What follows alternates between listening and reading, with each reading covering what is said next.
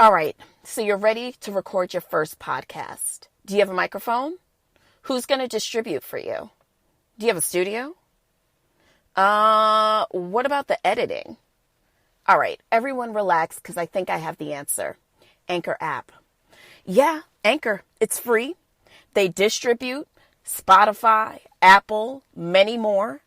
There's creation tools that allow you to edit and create your podcast from your phone, your laptop, or your personal computer. And the best thing of all, girl, you can make money no matter how many listeners you have. So the answer is simple. Get Anchor. Anchor FM app. Go find it now. Tell them a seat at the table sent you. All right, I guess we're just going to go ahead and get into another week of this godforsaken show. Welcome to A Seat at the Table podcast. I am your hostess with the mostest. I don't think I have the mostest right now. I probably have the leastest right now, okay? It's cold outside. It's a beautiful, brisk fall day. What are you doing? I am enjoying, picture it. I have on one of the most adorable pajamas. Don't like matching pajamas and good underwear. Don't they always feel like a springboard to a positive situation? Like I always feel like when my pajamas look good, like, you know, it'll be a good time for Jesus to see me because, hello, I look cute, right? Thank you. Okay, so you can find the show, A Seat at the Table Pod, all one word, on Instagram, which I'm not, listen, anybody out there who does graphics, who does, just continue to holler at me, okay? What a crazy and weird weekend it has been. The temperature has been schizophrenic at best, kind of dip diving between it being fall and a onslaught of summer, or I guess the ending of summer, right? And it is starting to definitely feel more crisp outside. I think in my opinion, I'm feeling like people are having a harder time letting go of summer because I don't know if it was like a full encompassing summer for anyone. So now that it's like the time is changing and it's getting cold, I don't know why, but the traffic seems to be getting heavier out there.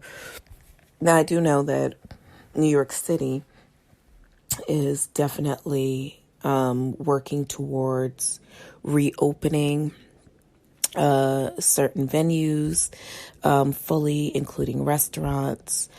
Schools actually start back up here in the city tomorrow, which I think a lot of these kids are going to be kind of going in between homeschooling and virtual learning. And so it should be interesting. The times have changed. What a time to be alive. So how was your week? Hopefully you had a very relaxing and stress-free week. It was a kind of busy work week for me. And you know, work is such an interesting dynamic for most of us because it is a place that many of us are involved in. You know, I think we oftentimes get the opportunity to curate so much of our lives, you know, who we want to hang out with, who we want to spend our time with, what we want to invest our energies in.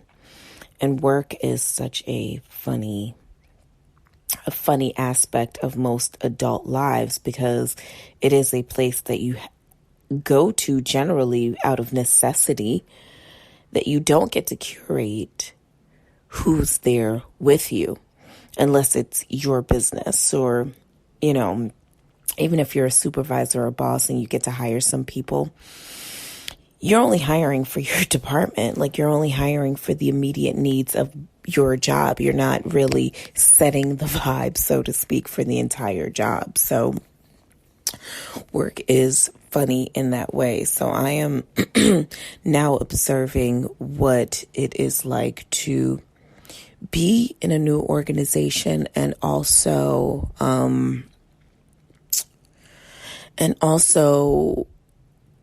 learn my way there and kind of navigate through all of the things that I've learned in my past professional experiences, good, bad, or indifferent.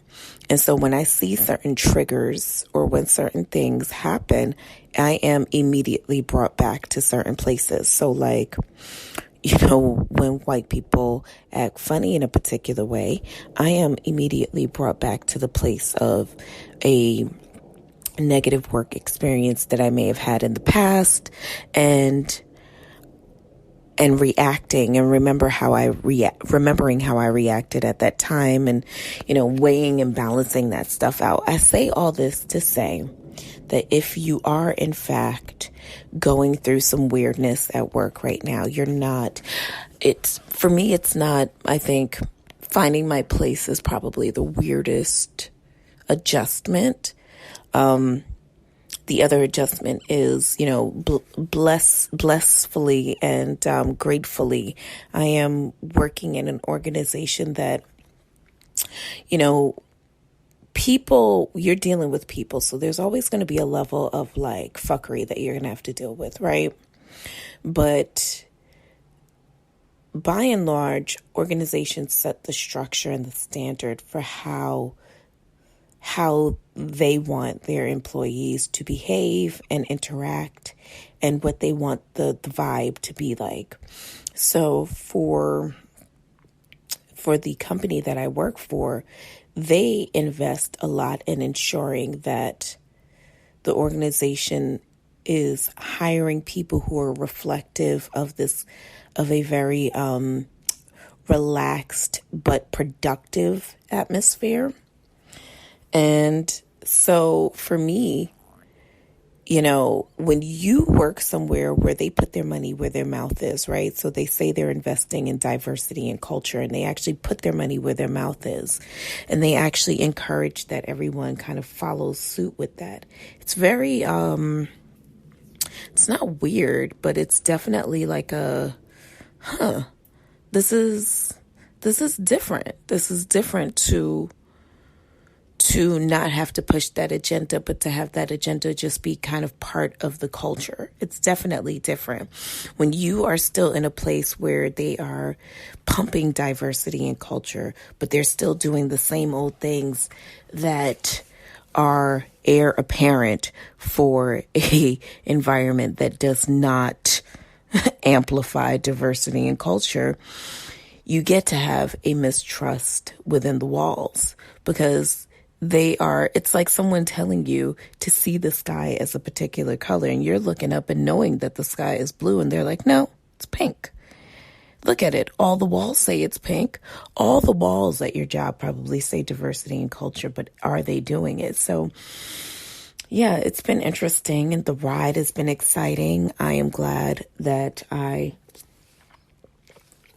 have gotten the opportunity to help build some young people of color's careers there, and we'll see what happens. But all right, so we are rounding out the fourth quarter of the year.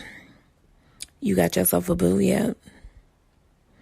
I would like to say that every year I say, my love is on the way. My love is on the way. My love is on the way. And it has been some years and my love has not been on the way. So I am no longer going to wax poetic about how much I know that I'm going to get me a boo this season. I'm just going to enjoy life and have a fantastic time doing me. And hopefully that kind of transitions itself to an actual loving adult relationship. And shout out to you guys who are in those relationships. Tell the rest of us, what is it like? Do you guys just get up in the morning and hear birds chirping? Tell us of all the wonderful things. All right. So, a lot going on this week in the world of pop culture. Just kind of, I feel like a lot going on, period, in pop culture and in the news.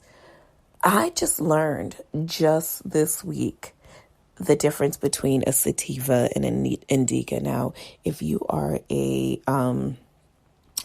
tree hugger like I am, you enjoy the smooth, cool, non-menthol stylings of a blunt, right?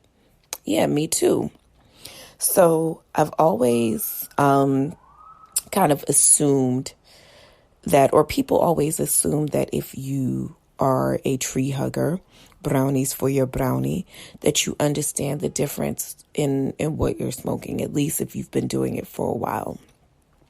And we're going to get to my dealer in a minute because I don't know about the rest of y'all, but enough is enough with him. So a sativa, which is kind of more a party weed for lack of better explanation. You get a head high, you have ample alertness, it is uplifting and euphoric, and you get more creative and increased energy. They call it more of a daytime drug. I think it's more of a nighttime drug because I sometimes don't like the downer effect, right? Which is exactly what an indica will give you, and that's when your weed is kind of shorter and bushier. You're probably getting more of a body high, more of relaxation, an appetite stimulator, so to speak. And this is probably the one that you'll have just before you will go to sleep or you're having any pain. This is best for nighttime use. Now, what is also best is if you get you a dealer who is reliable and responsible and has the number one party drug in the USA, which is weed. So I call my guy Friday night, right? Shout out to my homegirl Samantha. I call my guy Friday night because it's Friday night in the USA. You would think this guy's got to have him. What's the number one party drug? What is it? Someone tell me. Someone, anybody. It has to be weed, right? I think weed is the number one party drug. Now, it's Friday night in the USA. It's a party in the USA, as my girl Millie Cyrus would say. And my dealer's like, oh, I don't have any? Her? Now, this is the second weekend that he done tried it, okay? Last weekend, he talked about he going away or whatever. You going away, you an essential worker. Who is on call to run the business? Nobody? Not your brother, not your sister, nobody? Excuse me? Needless to say, I have since, I'm going to be trying some new services. I'll let y'all know how that goes. Apparently, I'll tell you what, I am a type of person that I'm not so much paying for, the bells and the whistles. You know what I will double down my money on? Convenience. If you deliver, if you pick up, if you are informative, I will pay the extra money for that. I'm that type of person that, if I would rather pay someone to come to my house to do my nails and to give me a pedicure, and maybe the average pedi mani is $40-something, I will pay $60-something if that means somebody's going to come to my house and I don't have to leave. I'm telling you, convenience is worth it to me. So to find a dealer who will drop off, convenience, I will pay the extra. So your eighth might not be 35 or 40. It might be 50 or 60. But to me, it's worth it. Am I wrong? I'm not wrong. Y'all are stupid. Oh, that's so mean. I'm sorry. That is not mindful of me. Speaking of a lack of mindfulness, it was announced this week that our dear friends Cardi and Offset. She said, off with his head. Well, it appears as though